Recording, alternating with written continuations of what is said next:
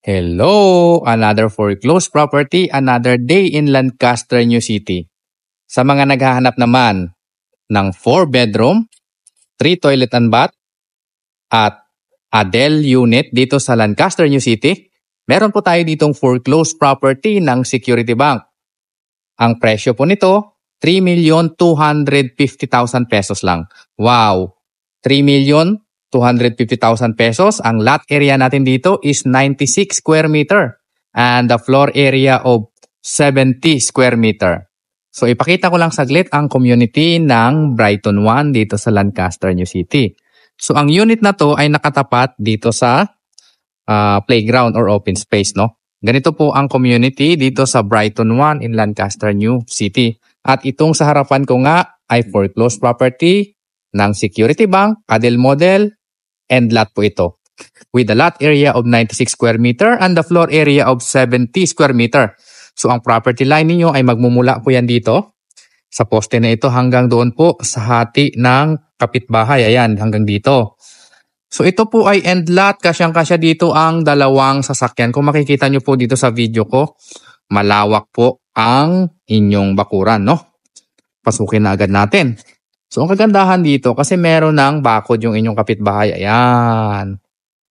Diba? Maluwag po ito. Malaki.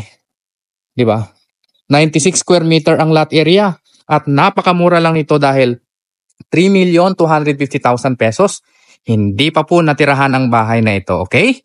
And disclaimer lang po, meron tayong caretaker dito kaya nababantayan yung ating unit, okay?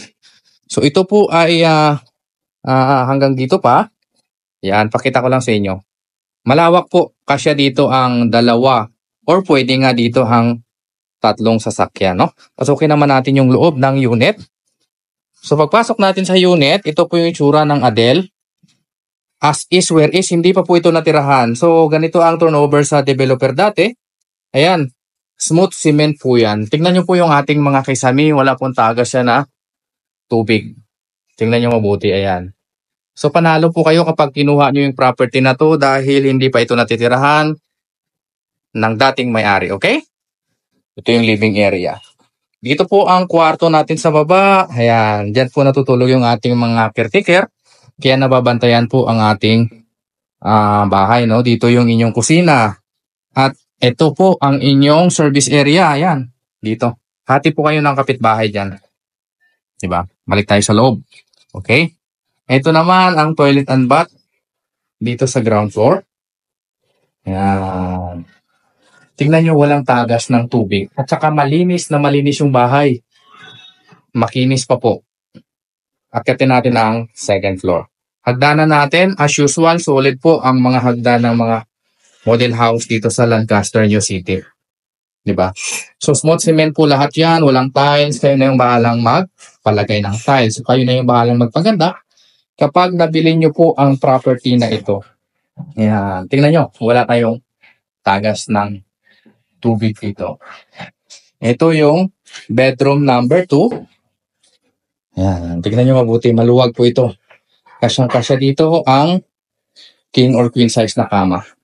Tignan nyo yung mga kasami natin, walang tagas yan ng tubig. Correction lang pala, 4 bedroom, 2 toilet and bath po ito, okay? So ito po ang toilet dito sa taas. Tignan nyo po mabuti. Livable na po ang property na to kapag binili ninyo. Napakaganda nito kasi bagong-bago, wala pang nakatira dati dito, maliban po sa caretaker natin ngayon, okay? Ito yung bedroom number 3. Yan. So kung dalawa yung anak ninyo or tatlo, perfect para sa inyo ito. Wala ding tagas ng tubig yan. May mga part lang ng pintura na bakbak na, palitan nyo na lang, okay? At ito yung master's bedroom.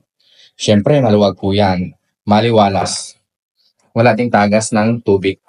So overall, very good po ang bahay na ito. Murang-mura lang siya. 3,250,000 pesos. Panalo po kayo dito. Meron pang balcony dito sa master. Yan. Tignan natin yung mga kapitbahay nyo dito sa balcony. Wow. Yan, perfect oh. Kasi open space, playground po yung tapat ninyo. At malaki ang inyong bakuran. Pwede pa kayong magpa-extend dito kung sakali. Kung gusto nyo mag-inquire sa property na ito, murang-mura lang po ito. 3,250,000 pesos. Kontakin nyo lang ako, nasa screen ko lang ang number. Paunahan lang po ito, okay?